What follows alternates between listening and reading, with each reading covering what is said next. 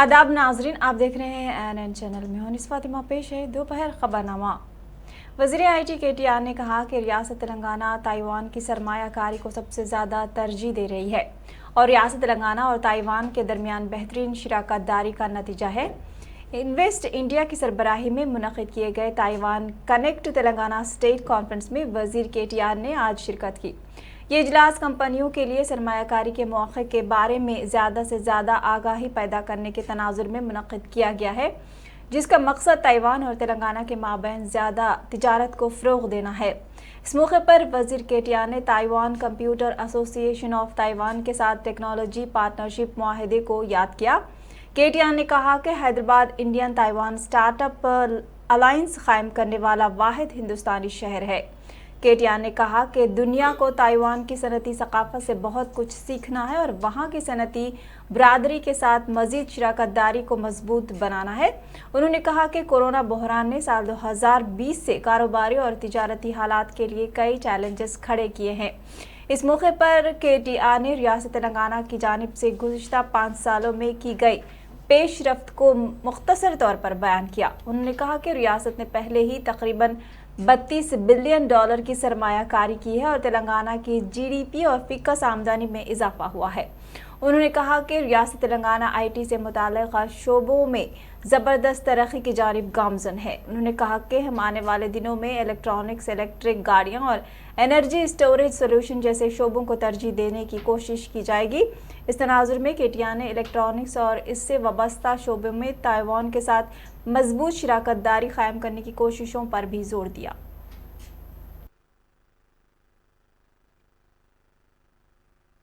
Information technology, abbreviated as IT. I kept hearing IT doesn't only mean information technology. In fact, IT could very well be a symbol of India-Taiwan partnership as well.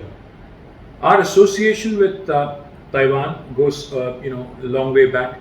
In fact, I fondly remember and cherish my first visit to Taiwan in 2015, which gave me a glimpse of the Taiwanese electronics industry.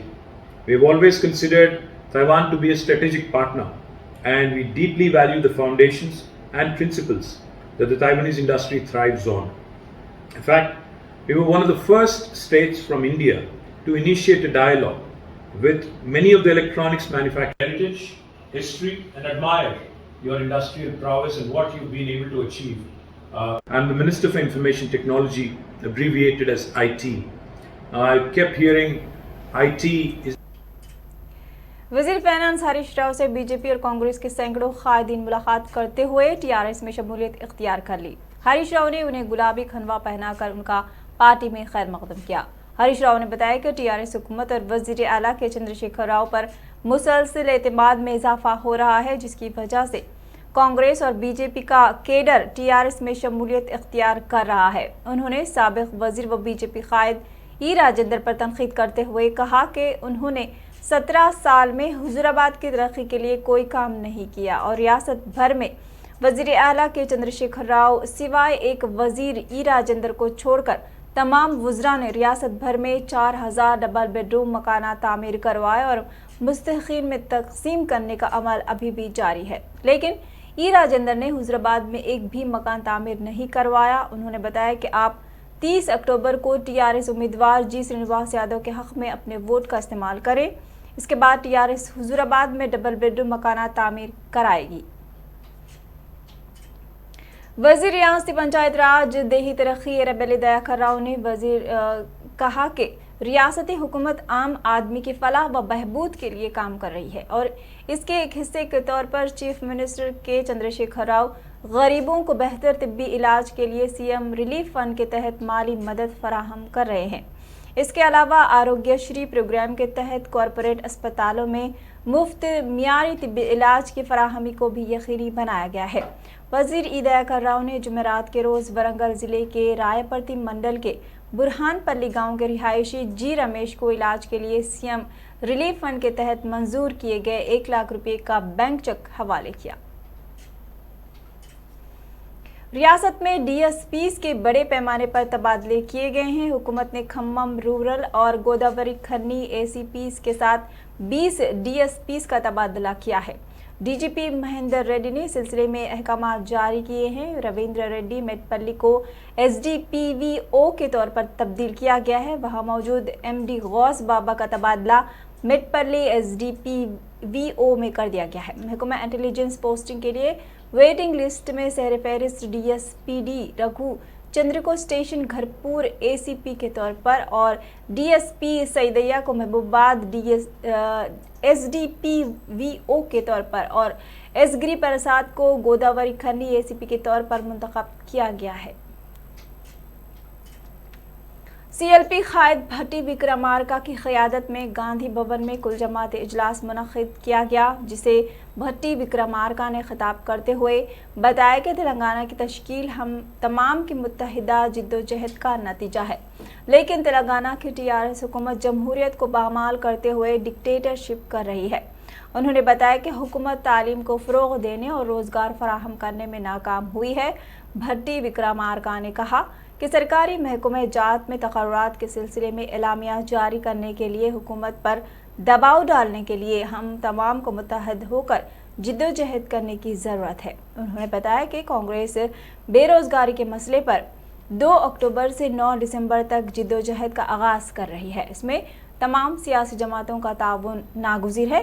इस इजलास में CPI state secretary Chada Venkat Reddy, सदर तेलंगाना जन समिति professor Kodandaram, नायब सदर विश्वेश्वर राव, कांग्रेस कायद मल्लू रवि के अलावा TDP के नुमाइंदों ने भी शिरकत की।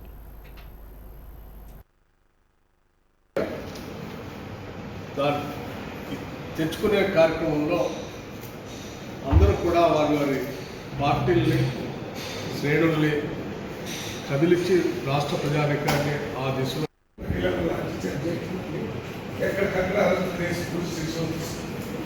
ఇది ప్రజాస్వామ్య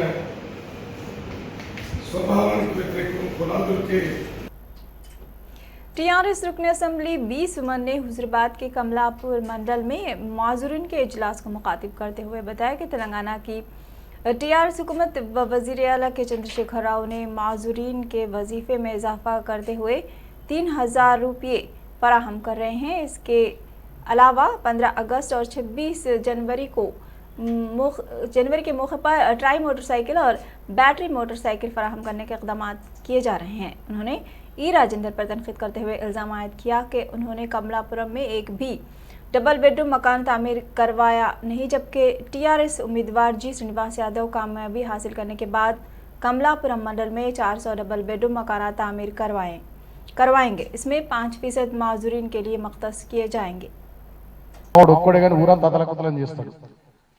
ఆగమాగం చేస్తాడు మావాడు. అట్లా మనోళ్ళు గట్టిగా నిలబడతారు. ఉన్న కాడికి కొద్ది మంది అయినా గట్టిగా ఉంటారు, మొండిగా ఉంటారు ఊర్లలో.